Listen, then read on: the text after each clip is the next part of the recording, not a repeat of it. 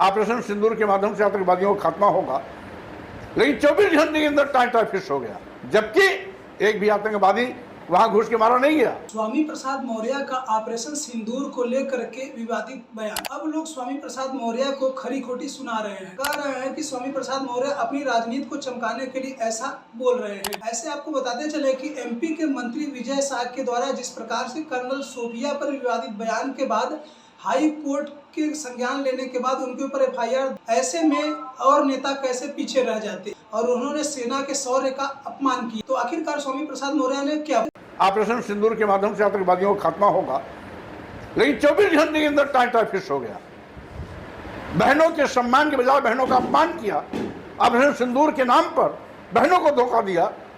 क्या कौन सी बात थी? 24 घंटे के अंदर बैकफुट पे आ गए, जबकि एक भी आतंकवादी वहां घुस के मारा नहीं गया। अगर सब युद्ध बंद नहीं करना ही था तो सारे आतंकवादियों का सुपड़ा साफ करने के बाद युद्ध बंद किया जाता, हम सभी स्वागत करते। स्वामी प्रसाद मौर्य मंगलवार को अयोध्या के दौरे पर थे और अयोध्या में मंगलवार को स्वामी प्रसाद मौर्य ने कहा कि सरकार ने ऑपरेशन सिंदूर के नाम पर देश के लोगों को गुमराह किया और पाकिस्तान में एक भी आतंकवादी नहीं मारा गया। यह कैसा ऑपरेशन?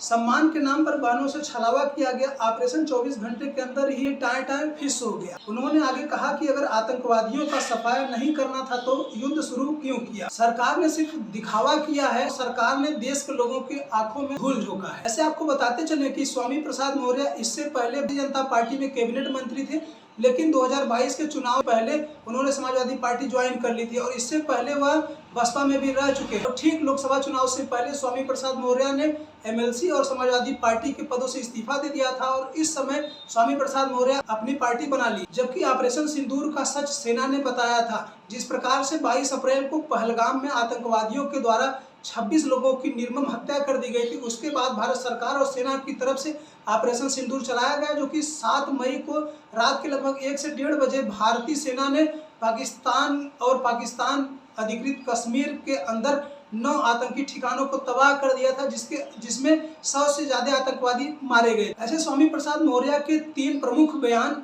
जो उन्होंने कहा। स्वामी प्रसाद मौर्य ने कहा कि सरकार ने बहनों की आंखों में धूल झोंका और देशवासियों की आंखों में धूल झोंका। यही भाजपा का चाल और चरित्र और चेहरा है, उनको हम जनता के बीच बेनकाब करने जा रहे हैं। इसके अलावा लोकसभा चुनाव पर भी स्वामी प्रसाद मौर्य बोले। लोकसभा चुनाव 2024 में चुनाव के नतीजों पर कहा कि अयोध्या में भाजपा की हार पर मैं देशवासियों को और अयोध्या वासियों को बधाई देता, जिन्होंने भाजपा को 400 पार नहीं जाने दिया और भारतीय जनता पार्टी को बैसाखी पर खड़ा कर। इसके अलावा स्वामी प्रसाद मौर्य ने वन नेशन वन इलेक्शन को लेकर के बात कही। उनका कहना है कि Bharatiya Janata party one nation one election की बात कर रही है, जबकि भाजपा को वन नेशन वन एजुकेशन की बात करनी चाहिए, जहाँ पे शिक्षा समान होगा, जहाँ पे गरीब मजदूर और सभी लोग को एक समान शिक्षा मिलेगी। जिस प्रकार से स्वामी प्रसाद मौर्य ने बयान दिया है। और आपको बताते चले कि जिस दिन भारतीय सेना ने ऑपरेशन सिंदूर चलाया, उसके बाद 8 मई को उनके सोशल मीडिया पर आप जाएंगे तो 8 मई को स्वामी प्रसाद मौर्य ने सेना की तारीफ करते हुए सोशल मीडिया पर लिखा और जम करके भारतीय सेना की तारीफ भी की है। ऐसे आप सभी लोग स्वामी प्रसाद मौर्य की इस बयान को लेकर क्या सोचते हैं, अपनी राय जरूर दें। हम फिर मिलते हैं अगली वीडियो में कुछ नए टॉपिक और नए मुद्दों के साथ। तब तक हमें विदा दीजिए। नमस्कार।